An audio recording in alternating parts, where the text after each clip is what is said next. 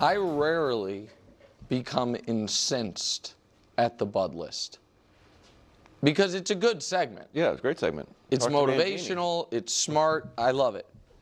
Yesterday's Bud list that had Patrick Mahomes 2 and Josh Allen 3, honestly, Brew, was a low point of this show. It is so obviously, clearly, and inarguably Josh Allen. And so let's just real quick walk the street of the Chiefs lose.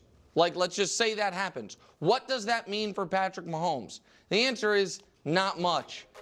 Just take this is just the last 2 years, his low point. He's still lapping everyone. Lamar's got the 2 league MVPs, but Lamar's not in this discussion. Oh, but he's not chasing those guys. He's chasing Tom Brady. Okay, what would it look like, because Mahomes will be 30 next year, for Mahomes versus Brady through their 20s if he loses? He's rolling him too. We'll have the same number of Super Bowl wins, more playoff wins, more Super Bowl appearances, more Super Bowl MVPs. Obviously, the stats are enormous. And by the way, more league MVPs. Pardon me, I left that out. So he'll still be ahead of that. And also, but they're chasing history. Even if they lose, this was the most successful three-peat attempt ever. Only 3 other teams have gotten to the conference. I'll buy it, but who cares? No, that's fine. We can say, but my point would be this. Knowing and be like, they didn't defend their title well. No, they defended their quest for the three-peat. Sure. They did it as well as anyone, and in the regular season, better than anyone.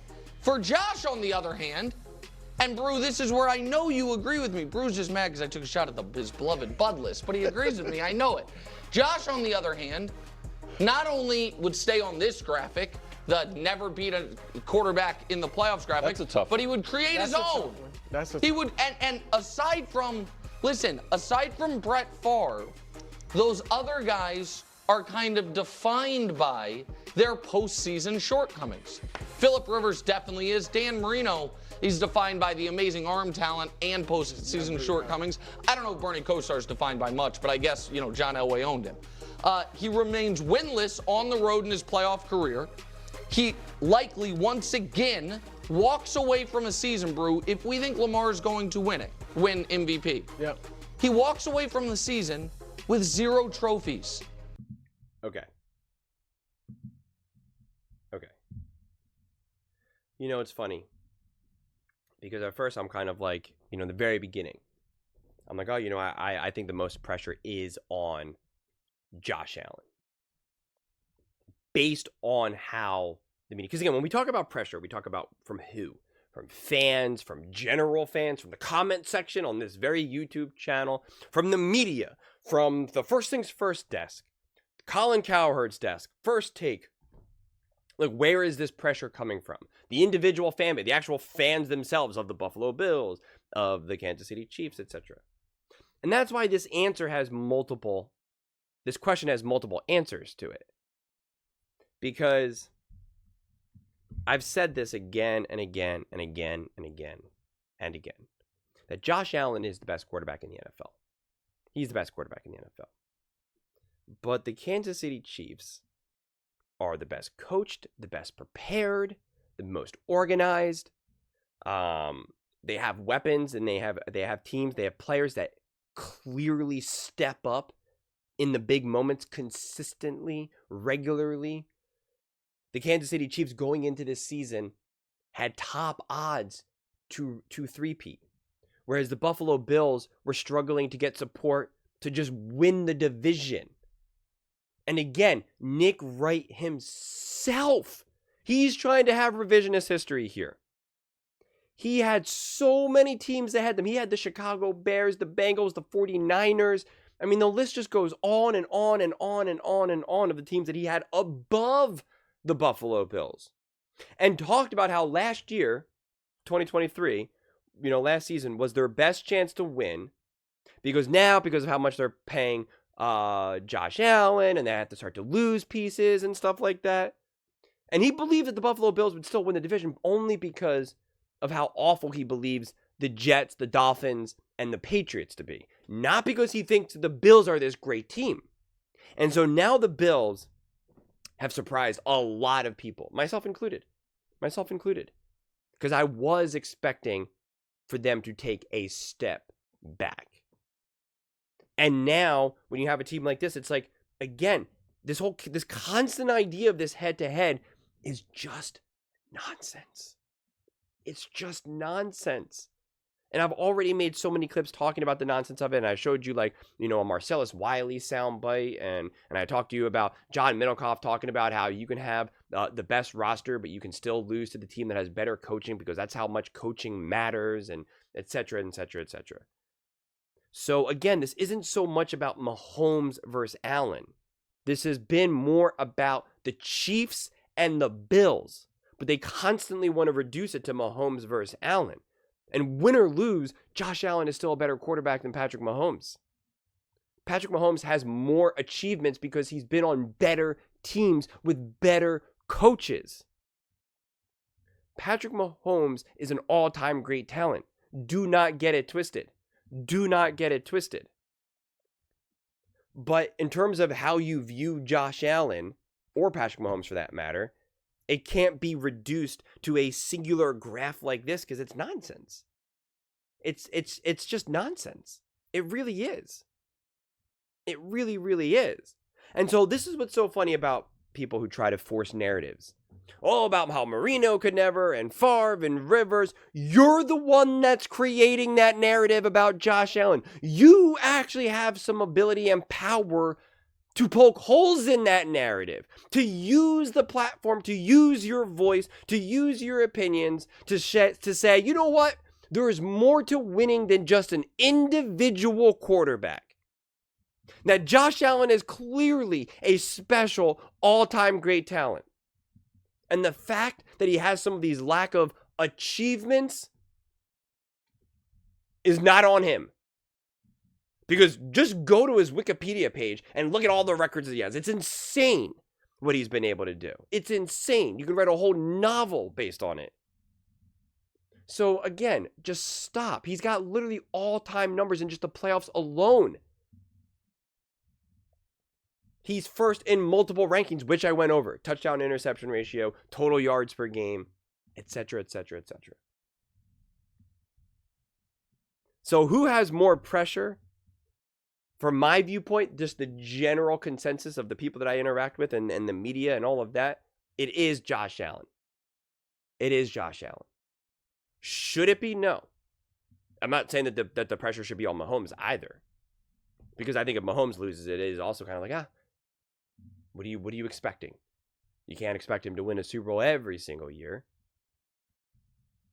And that's the thing. If the Kansas City Chiefs lost, I want to be like, oh, that's proof that Patrick Mahomes isn't good enough, so you didn't three-peat. Like, I don't want to do that either. Same thing where if Josh Allen loses, I'm not going to be like, oh, that's proof Josh Allen is not as good as Patrick Mahomes. I listened to this podcast, this YouTube video. I didn't get a chance to listen to the whole thing yet. I'm excited to kind of unpack it more. But it's kind of talking about where sports talk is going wrong. And kind of how everything is becoming these types of back and forths. And how it's no longer really like kind of story-based or anything like that. It's just kind of these like forced opinions and views about things that don't necessarily exist. And on one side, I'm kind of like, I see that. On the other side, I'm like kind of like, well, don't change. It's like, this is what I get to comment on. I get to help fill that gap. I get to help be like, hey, let's look at this in a different direction. Let's look at this in a different way. That's where I found my, myself, my own, niche, so to speak. And that's what I've been going up against, though, this whole playoff run. Because I even sense it in myself. And maybe just because we're just talking about these same four teams again and again and again. And everyone is trying to stretch out content. It's like this weekend. I'm filming this all on Friday. And these are all posting on Saturday. And I'm making nothing. I'm going to try to post. I don't know how many videos I'll be able to get through, honestly. But it's just like, usually I'll post like 12 videos on Saturday or something. And I'll hit like so many different teams. The Eagles, the Bills, the Chiefs, the Ravens, the Commanders, the Lions. I get to go through all of these teams. But I just spent the last hour and a half making nothing but Bills and Eagles and Chiefs and Commanders videos. And now I'm going to spend another, hour and a half, 2 hours, whatever it ends up being, making more Commanders, Bills, Chiefs and Bills videos. And so it's just kind of like, and it's the constant same conversation. And I don't know my way through it. I'm still trying to figure it out, and I'm always open to any suggestions there, because I still love this and I still love to consume the content. And it's still so interesting to hear all the perspectives. But when we constantly talk about more pressure on Allen or Mahomes or this or that, it's like we've had this conversation. And from my viewpoint, it's always difficult when I feel as though, again, using this graph like this, that is someone who's trying to create something that should not exist. And the problem is, though, with sports talk, is that when you say something like this exists, it now exists. You're now saying, this is a thing. See? Look at this. And then it becomes that very thing that it never needed to be. That's what I keep calling a forced narrative. So then it becomes fundamentally the wrong conversation. We start having the wrong conversation about this game alone. Because then also, what if, because again, this is more just Mahomes would be the first 4-0. Cool. Congrats. Butterflies and rainbows. What does that mean? It means nothing.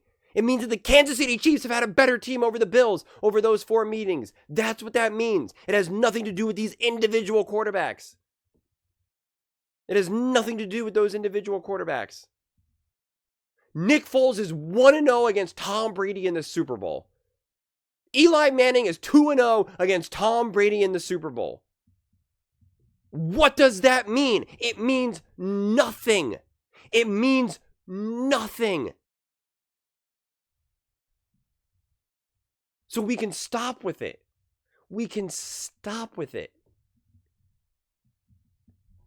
Because if you want to play this game, really interesting.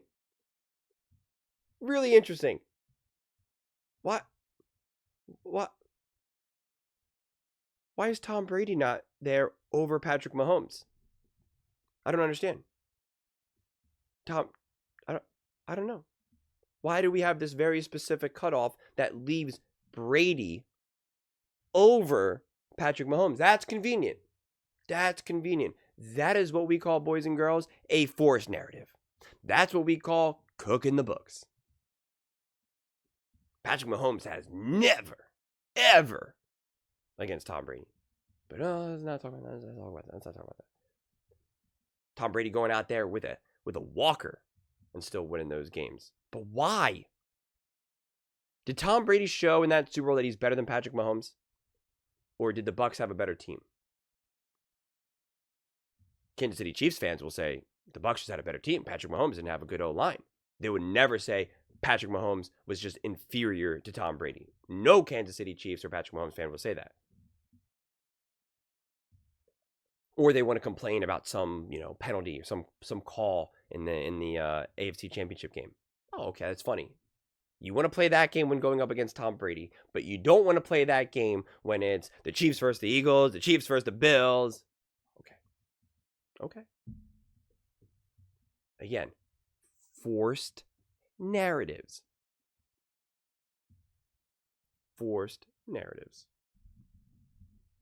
Let's have honest discussions.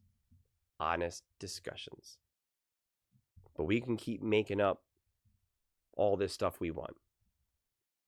And if we keep making stuff up and we create it in our own little bubble, then that becomes our reality. It's not my reality. I'm a professional bubble popper. That's what they call me in the streets, man. That's what I'm known as, the professional bubble popper. Let's go. But those are just my thoughts. I'd absolutely love to hear yours. What do you guys think? This is what happens when you keep making videos about the same team again. I don't know how local people do it, man. I don't even know how much you love the team. I don't know how you could just make local stuff. I don't know how you could do it. But let me know in the comments below. I read every single comment. So whether you agree with me or disagree with me, either way, let's get in some discussions. Let's get in some fights. But ultimately, let's just have some fun. And please do consider subscribing. We are building an amazing community here. I absolutely love to see you part of it. I want to build something that we all genuinely feel connected to. Something that we're really excited to be part of. I think we're on our way to doing it. And please don't forget to give this video a thumbs up, as it really does help with the visibility and the algorithm. Thank you so much. See you next time.